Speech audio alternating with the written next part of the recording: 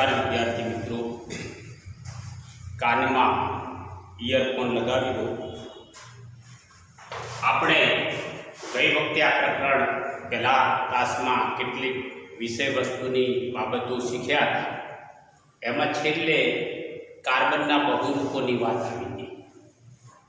हवे फरीथी आजेनुं थोडुंक विहंगावलोकन करूं छुं के कार्बनना बहुरूपोमां एक 3 बहुरूपो छे। एक तो छे हीरो, ग्रेफाइट અને C60। હવે આ ત્રણની અંદર મૂળભૂત તત્વ તો કાર્બન છે। એટલા માટે જે તત્વના રાસાયણિક ગુણધર્મો હશે એ જ ત્રણેયના ગુણધર્મો હશે। રાસાયણિક ગુણધર્મો તો ત્રણેયના સમાન હશે, એટલે કે રાસાયણિક ગુણધર્મો સમાન હોય। रासायनिक गुणधर्मों समान है, कारण के त्रणेयमां रासायनिक गुणधर्मों हमेशा तत्वना परमाणुनी बेज छे। तत्वना परमाणु पर आधार राखे छे के तत्वना परमाणु कया तत्वना परमाणुओ छे ए महत्वनुं छे रासायनिक गुणधर्मों माटे। ए प्रमाणेनी रासायनिक प्रक्रियाओ रासायनिक गुणधर्मों थशे। तो त्रणेयमां कार्बन तत्व ज छे, कार्बन सिवाय बीजुं तत्व नथी। अर्थात के रासायनिक गुणधर्मों समान है, पण जे कार्बनना परमाणुओ छे एनी गोठवणी अलग अलग प्रकारे छे। एटले ए कार्बनना परमाणुनुं झुमखुं थईने जे अणु बनशे ए अणुनुं बंधारण अलग अलग प्रकारनुं छे। अणु एटले शुं के परमाणु 3 अथवा 4 परमाणुओ एकबीजा साथे जोडाईने मॉडल बनावे छे नानुं, जेने आपणे अणु कहेवाय। तो आमा मानो कि हीरो है तो हीरा में कार्बन तत्वनी परमाणुना बंध और गोठवणी अलग प्रकार। तो एना कारणे एना भौतिक गुणधर्मो जुदा छे। भौतिक गुणधर्मों में शुं आवशे के एनो देखाव, रंग, देखाव, कठिनता, वाहकता आ बधुं आवशे। प्रक्रियाओं तो तमे जोई शकशो कि हीरो ने ग्रेफाइट नो देखाव तद्दन भिन्न प्रकारनो छे। आ काळाश पड़तो, चिकास पड़तो काळा रंगनो पदार्थ छे, ज्यारे हीरो काच जेवो छे, चकचकीत छे, पारदर्शक जेवो छे। C16 ए अलग प्रकार। तो देखाव अलग प्रकारनो छे, कारण के एनी स्फटिक रचना अलग प्रकारनी थशे। એટલા માટેના ભૌતિક ગુણધર્મો જુદા છે। હવે આપણે ભૌતિક ગુણધર્મોનો આધાર એ તત્વના પરમાણુ કેટલી સંખ્યામાં અને કેવી રીતે જોડાય છે એ છે।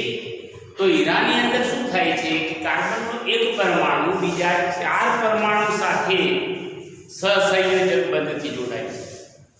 એક કાર્બન પરમાણુ બીજા 4 કાર્બન પરમાણુ અને પછી જાળી જેવું જટિલ રૂપ ધારણ કરે છે।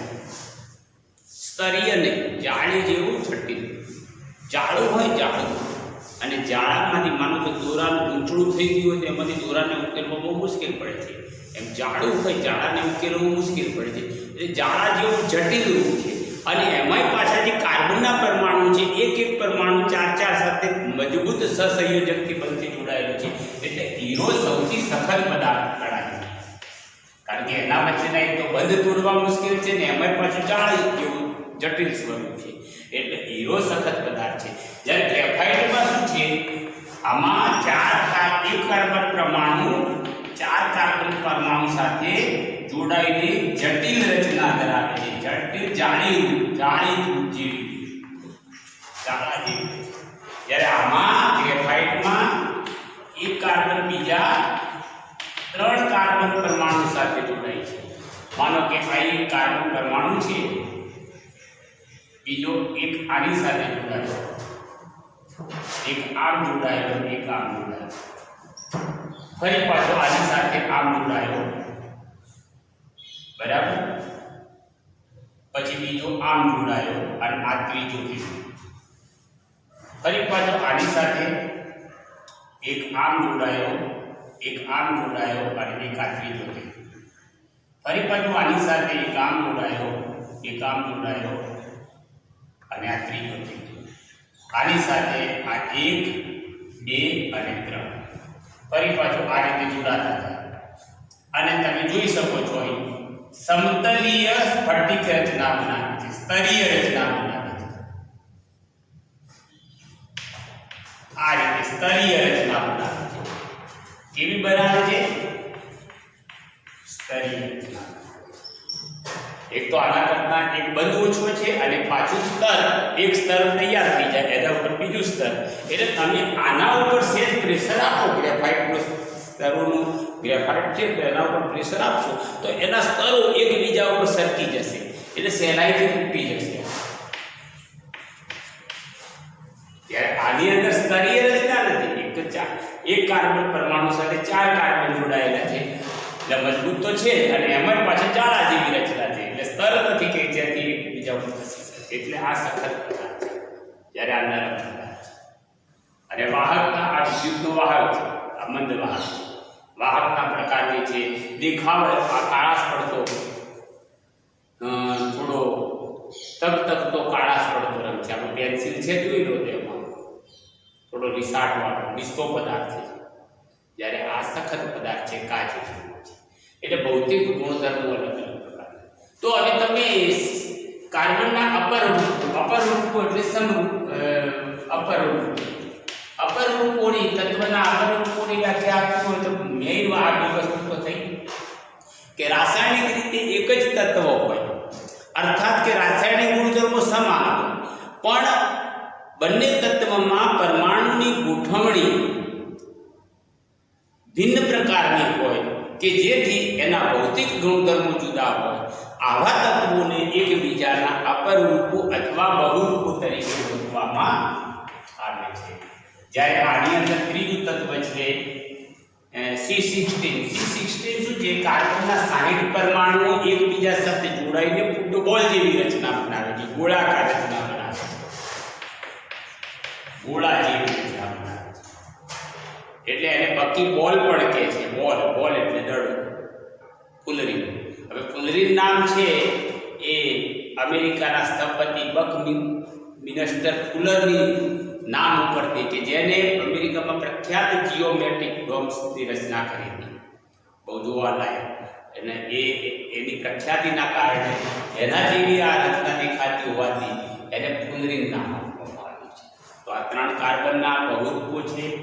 એવી રીતે હવે આપણે આગળ જઈએ છીએ. કોઈ વસ્તુ રહી ગઈ હોય તો તમે વિગતે એનો અભ્યાસ કરી શકો. તો અપરરૂપોનો ખ્યાલ આવ્યો. તમને આમાંથી પ્રશ્નો પણ પૂછીએ કે શા માટે એવો સખત પદાર્થ છે, તો એના કારણો આપણે જાણી શકીએ છીએ. ઘણી વખત ગ્રેફાઇટને શા માટે ઊંજણ તરીકે પણ ઉપયોગ કરવામાં આવે છે? કારણ કે સ્તરીય રચના ધરાવતી તો હોવાના કારણે લીસો છે, બરાબર છે, અને લિસાટના કારણે એને ઊંજણ તરીકે પણ વાપરવામાં આવે છે. તો હવે આપણે નવા મુદ્દાઓ પર જઈએ. કાર્બનનો સર્વતોમુખી સ્વભાવ. કાર્બનનો સર્વતોમુખી સ્વભાવ. સર્વતોમુખી શબ્દનો અર્થ શું થાય કે દરેક, માનો કે આપણો સર્વતોમુખી એટલે બધા સાથે એક પ્રકારનો સ્વભાવ મેચ થઈ જાય. કોઈ માણસ એવો હોય કે 10 માણસો સાથે કામ કરવું ને બધા 10 માણસના સ્વભાવ અલગ અલગ પ્રકારના, પણ વ્યક્તિ એવો હોય કે એ 10 સાથે મેચ થઈ જાય. અને ઘણી વખત સર્વતોમુખી સ્વભાવ ના હોય, બધાને ભળી જાય એવો ના હોય, તો 2 જણા કામ કરતા હોય તો પણ એકબીજા સાથે મેચ ના થાય અને કામ અધૂરું રહે, ડિસ્ટર્બ ઊભી થાય. તો કાર્બન એક તત્વ એવું છે કે જે બીજા ઘણા બધા તત્વો સાથે એનો સ્વભાવ મેચ થઈ જાય છે. અર્થાત શું થાય છે, એના કારણો શું છે? એટલે આના કારણે કાર્બનને રાસાયણિક રીતે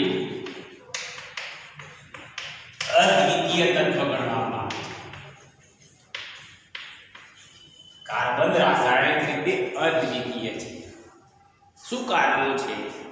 આ મુદ્દો અથવા આ મુદ્દો છે તો આપણે એના તો પહેલો મુદ્દો છે કે એની અંદર બંધ બનાવવાની ક્ષમતા અદ્ભુત છે. કોઈ પણ પરમાણુ સાથે એ સહેલાઈથી બંધ બનાવી શકે છે. અને પાછું કાર્બન પરમાણુ સાથે એક બંધ પણ બનાવે છે, દ્વિબંધ પણ બનાવે છે અને ત્રિબંધ પણ બનાવે છે. હવે કાર્બન વચ્ચે જ્યારે દ્વિબંધ કે ત્રિબંધ બનાવે છે ત્યારે એક બંધ બનાવે છે ત્યારે એ સંતૃપ્ત સંયોજનોનું નિર્માણ કરે છે. અને દ્વિબંધ કે ત્રિબંધ બનાવે છે ત્યારે અસંતૃપ્ત સંયોજનોનું નિર્માણ કરે છે. એટલે કાર્બનમાંથી બનેલા જે સંયોજનો છે એ ભિન્ન પ્રકારના છે. એટલે કાર્બન પરમાણુ સાથે પણ બંધ બનાવી શકે છે. દ્વિબંધ, ત્રિબંધ કે એકલ બંધ. એ એક બંધ એટલે સંતૃપ્ત, એટલે એક બંધથી બંને કાર્બનના પરમાણુની સંયોજકતા સંતૃપ્ત થઈ જાય છે. એવી રીતે દ્વિબંધ એટલે 2 લીટીયાંશ, ત્રિબંધ એટલે 3 લીટીયાંશ. તો કાર્બન પરમાણુ સાથે, અને આ રીતે કાર્બન પરમાણુ સાથે બંધ બનાવીને આમ લાંબી શૃંખલાનું નિર્માણ કરે છે. એને લાંબી શૃંખલા, હજારો કાર્બન પરમાણુ એકબીજા સાથે લાખોમાં જોડાઈ શકે છે.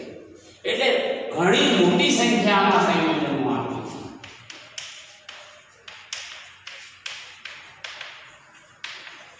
કાર્બનને આ રીતે કાર્બન પરમાણુ સાથે જોડાઈને વિશાળ વિરાટ અણુઓ બનાવી શકે છે.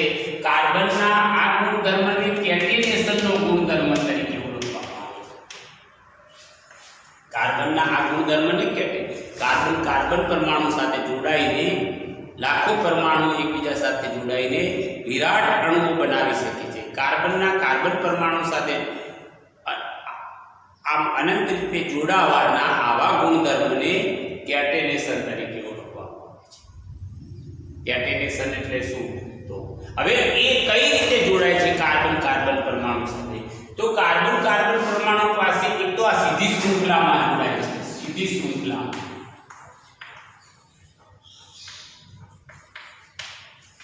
આમ લાઈન છે. પછી એની આજુબાજુ બીજા પરમાણુ જોડાઈ શકે, હાઇડ્રોજન કહેવાય. જ્યાં બંધ બનવાની ક્ષમતા હોય, માનો કે હાઇડ્રોજન પણ જોડાઈ શકે, હાઇડ્રોજન જગ્યાએ બીજો કોઈ પરમાણુ. તો આ રીતે સીધી શૃંખલામાં જોડાય છે. બીજી એક રીતે જોડાય છે કે એ શાખિત શૃંખલા પણ બનાવે છે. માનો કે આ રીતે ચાર જોડાયા છે તો વચ્ચેથી આમ પણ જોડાઈ શકે, શાખિત શૃંખલામાં પણ જોડાઈ શકે. અને આ રીતે વલયાકાર કાર્બન પરમાણુ સાથે જોડાય છે. ગોળાકાર, એમાં પાછળ દ્વિબંધ હોઈ શકે, ત્રિબંધ હોઈ શકે. આમ ગોળાકાર જોડાય છે. વલયાકાર તો સીધી શૃંખલામાં જોડાઈ શકે, શાખિત શૃંખલામાં જોડાઈ શકે, શાખામાં જોડાઈ શકે, અથવા વલયોમાં પણ જોડાઈ શકે છે. આમ ત્રણેય રીતે જોડાઈ શકે. અને આ રીતે જોડાઈને એ મોટી સંખ્યામાં, ઘણી મોટી સંખ્યામાં સંયોજનો આપે છે. એટલે કાર્બનિક સંયોજનોનો વર્ગ છે વિશાળ છે. અકાર્બનિક સંયોજનો તો આપણે લિસ્ટ બનાવવા બેસીએ ને તો થોડાક સમયમાં લિસ્ટ તૈયાર થઈ જાય. કેટલાક એસિડો આવશે, કેટલાક બેઝ આવશે, કેટલાક ક્ષાર આવશે, બહુ સીમિત માત્રામાં સંયોજનો. પણ કાર્બનિક સંયોજનો છે એ વિશાળ છે અને નવા સંશ્લેષિત તરીકે બનાવવા હોય તો આપણે બનાવી શકીએ. તો એક તો આ છે, બરાબર. શું સર્વતોમુખીમાં કાર્બન પરમાણુ સાથે પણ જોડાય છે, કાર્બન અન્ય પરમાણુ સાથે પણ સહસંયોજક બંધથી જોડાય છે. અને આ રીતે કેટેનેશનના ગુણધર્મથી કાર્બન વિરાટ સંખ્યામાં અણુઓ બનાવી શકે છે અને ઘણી મોટી સંખ્યામાં સંયોજનો આપે છે. તો એક તો આ વાત થઈ છે, બરાબર છે. હવે બંધ બનાવવાની જે ક્ષમતા છે એ અદ્ભુત છે. અને માત્ર એવું નહીં કે કાર્બન પરમાણુ સાથે, કાર્બન સાથે નાઇટ્રોજનનો પરમાણુ જોડાઈ શકે, સલ્ફરનો પરમાણુ સાથે જોડાઈ શકે. બીજી એક વાત છે કે બીજા પરમાણુઓ જ્યારે 7 કે 8 પરમાણુ સુધી જોડાઈ શકે, એની લિમિટની સંખ્યા છે, એનાથી વધારે નથી જોડાઈ શકતા, કારણ કે પછી વધારે જોડાઈએ તો એનું અસ્થાયી રૂપ આવી જાય છે. એટલે પણ કાર્બન જે 7-8 પરમાણુ કરતાં પણ આગળ જોડાવવો હોય તો જોડાઈ શકે છે અને પછી સ્થાયી સંયોજનો આપે છે. એટલે આ એક પ્રકારનું, બરાબર. બીજી એક વાત છે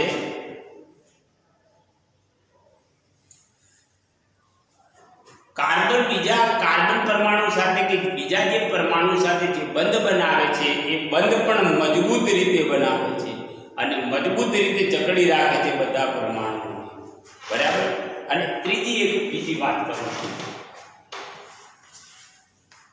કે કાર્બનના વિશાળ સંયોજનોને કારણે આપણા વ્યવહારમાં પણ ઘણા બધા સંયોજનો કાર્બનથી બનેલા છે. ઘણા બધા પદાર્થો કાર્બનિક સંયોજનો સ્વરૂપે છે. માનો કે દવાઓ છે, કાગળ છે, અનાજ છે, શરીર છે, પ્રાણીઓના, મનુષ્યના, વનસ્પતિના શરીર છે, ઘરમાં પ્લાસ્ટિક છે, ઘરની ચીજ વસ્તુઓ છે, આ બધામાં જ્યાં જુઓ ત્યાં કાર્બન સંયોજનો, જ્યાં જુઓ ત્યાં કાર્બન સંયોજનો. લાકડું સળગે છે તો કાર્બનિક સંયોજનો, રાંધણ ગેસ સળગે છે તો કાર્બનિક સંયોજનો, મીણબત્તી ચાલે છે તો કાર્બનિક સંયોજનો, પ્લાસ્ટિકનું જબલું શાકભાજી લઈને આવ્યા તો કાર્બનિક સંયોજનો, જબલામાં કાર્બનિક સંયોજનો, શાકભાજીમાં કાર્બનિક સંયોજનો, માણસનું શરીર જુઓ તો કાર્બનિક સંયોજનો, વનસ્પતિનું શરીર જુઓ તો કાર્બનિક સંયોજનો, ફળ ફળાદી દવાઓ જુઓ તો કાર્બનિક સંયોજનો. ઘણી બધી સંખ્યામાં સંયોજનો આપે છે ઘણા બધા પદાર્થોમાં. અત્ર તત્ર સર્વત્ર કહીએ તો ચાલે. અચ્છા, ત્રીજી એક વાત બહુ મહત્વની વાત છે કે એ જો ટૂંકી સાંકળમાં જોડાય છે, જ્યારે માનો કે CC વચ્ચે જોડાય, આ માત્ર 2 જ પરમાણુ છે, આ માત્ર 1 જ પરમાણુ છે, માત્ર 3 પરમાણુ છે અને ચારે બાજુ હાઇડ્રોજન છે, માનો કે આ બધામાં આ ટૂંકી સાંકળમાં બધા પદાર્થો. આવો જો ટૂંકી સાંકળમાં જોડાય તો એ વાયુ સ્વરૂપ ધારણ કરે છે.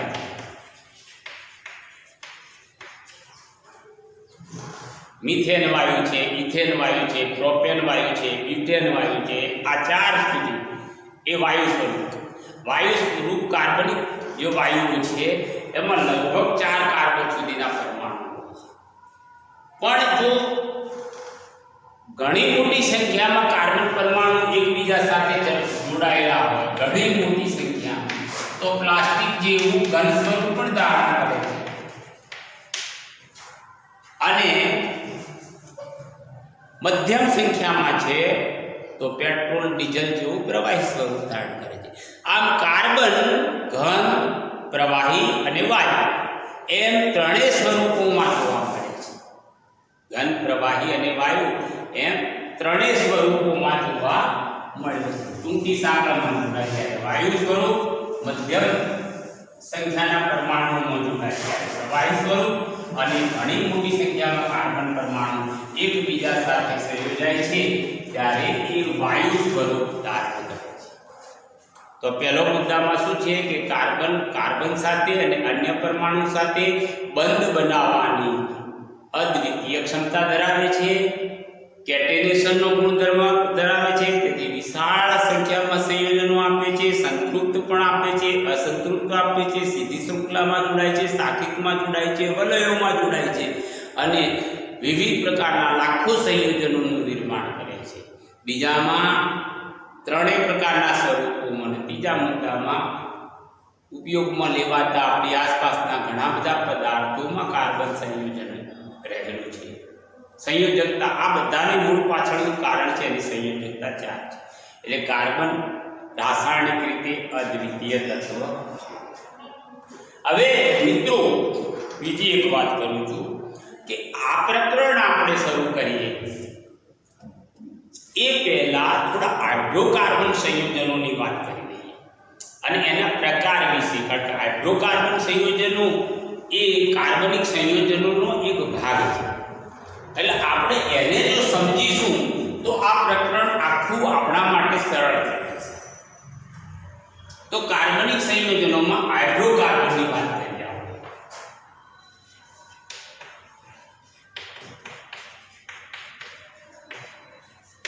હવે તમને કોઈ પૂછે કે ભાઈ હાઇડ્રોકાર્બન સંયોજનો એટલે શું? What is hydrocarbon compounds? Hydrocarbon સંયોજનો એટલે શું? હવે તમને વિજ્ઞાનમાં વ્યાખ્યા આપવું કે યાદ રાખવું બહુ અઘરું છે. બહુ શબ્દમાં સમાયેલું જ્ઞાન વિજ્ઞાન એટલે. ઘણા શબ્દો એવા બને છે કે શબ્દમાં જ એનું જ્ઞાન સમાયેલું છે. જેમ કે આપણે પશુ, તો પાસથી બંધાયેલું છે તે પશુ. એમ હાઇડ્રોકાર્બન એની વ્યાખ્યા આપી હોય તો હાઇડ્રો એક શબ્દ છે અને બીજો શબ્દ છે કાર્બન. હાઇડ્રો અને કાર્બન. હાઇડ્રોની પાછળ જન વળેલું એટલે હાઇડ્રોજન અને કાર્બન. બસ હાઇડ્રોજન અને કાર્બન એમ ફક્ત બે જ તત્વોથી બનેલા હોય. Only two elements, hydrogen and carbon. માત્ર બે જ તત્વો. જે સંયોજનો માત્ર આ બે તત્વોથી બનેલા છે એ સંયોજનોને હાઇડ્રોકાર્બન સંયોજનો કહેવાય. સમજાઈ ગયું? હાઇડ્રોકાર્બન સંયોજનોની વ્યાખ્યા બહુ સરળ છે, હાઇડ્રોજન અને કાર્બન. અચ્છા, એના હું બે ભાગ પાડું છું.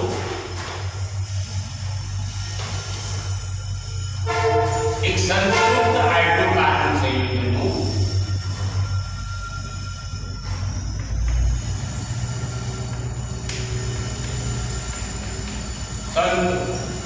એ રીતે કાર્બનિક સંયોજનોને સમજવામાં આપણને સરળતા રહેશે. અને એક છે અસંતૃપ્ત.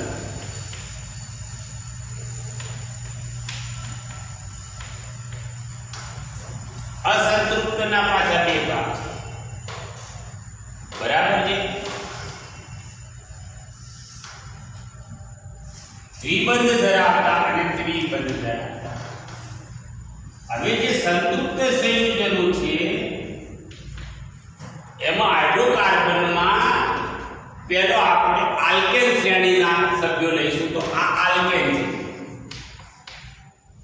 આલ્કેન. અને આ અસંતૃપ્તમાં બે ભાગ પાડીશું. તો આલ્કીન અને આલ્કાઇન. એટલે કુલ ત્રણ ભાગ છે. આલ્કેન, આલ્કીન અને આલ્કાઇન.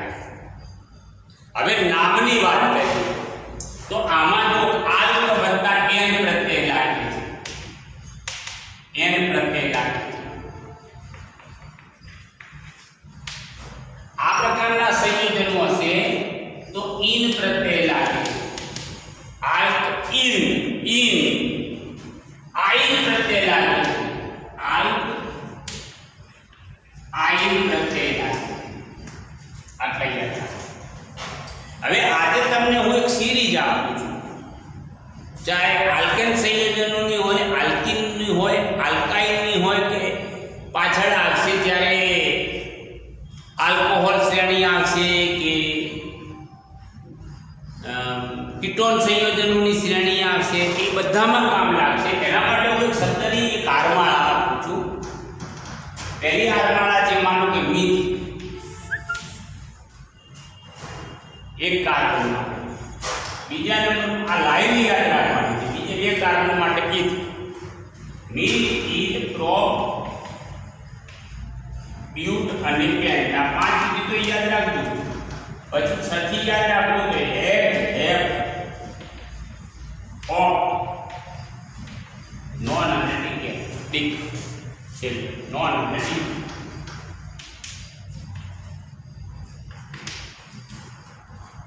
હવે આ થિયરી તમે યાદ રાખશો. માનો અત્યારે તો 6 સુધી રાખો પેન્ટ. અને કેટલા સુધી રાખશો તમે? અત્યારે યાદ રાખો. મિથ, ઇથ, પ્રોપ, બ્યુટ, પેન્ટ, હેડ અને 7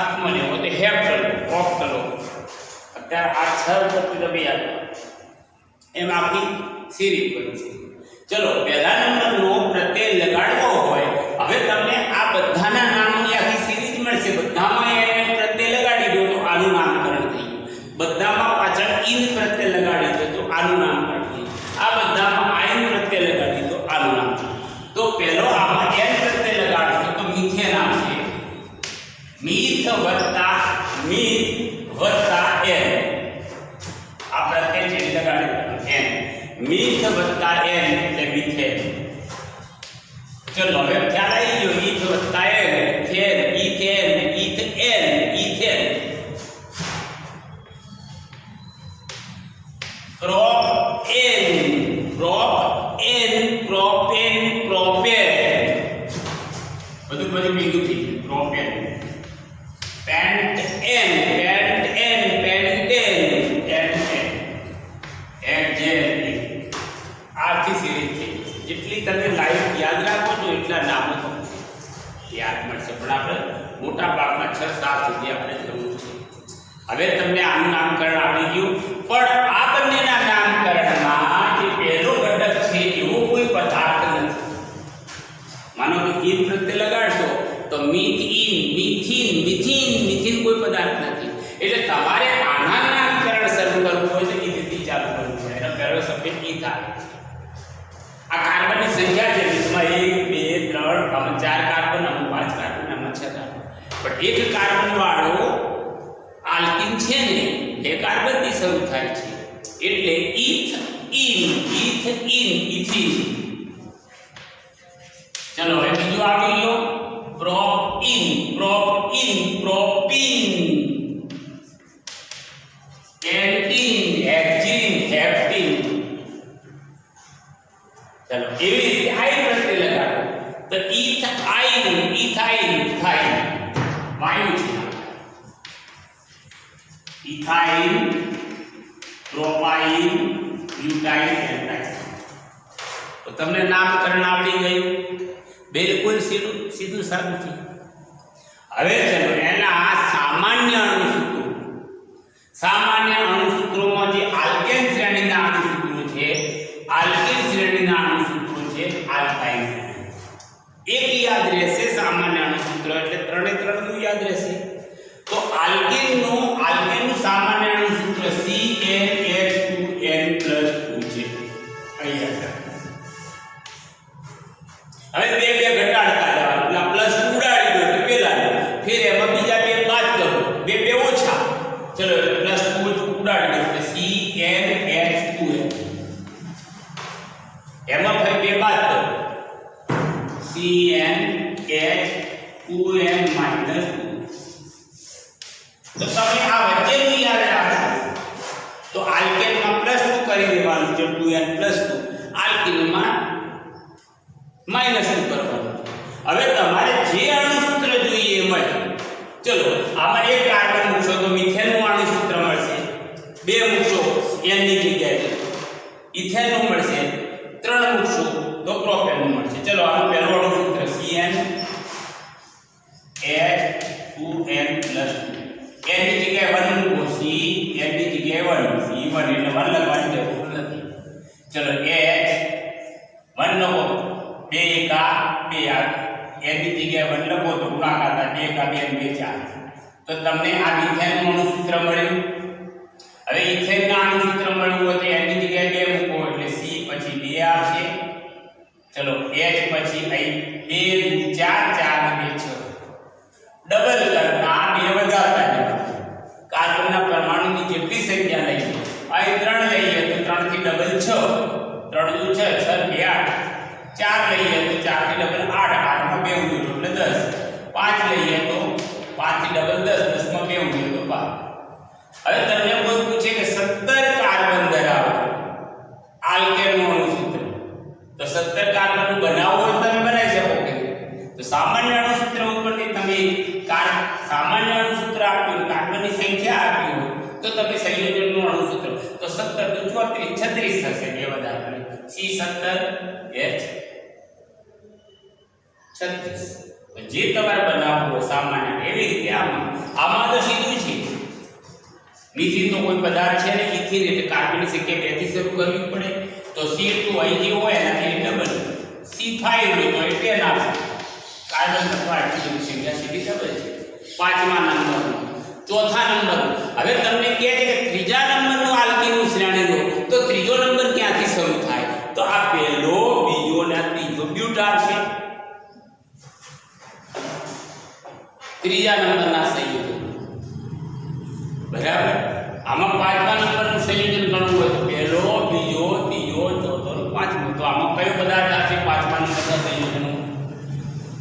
ક્રમિક રીતે લઈએ તો પેન્ટેન આવશે. જણવાનું છે તો એવી રીતે. અને આમાં બધી ઘટાડવાના છે. ચલો આની અંદર પહેલો શબ્દ છે C1 લઈએ. 1 તો લેવાય નહીં, 2 લેવાય. Ethane C2.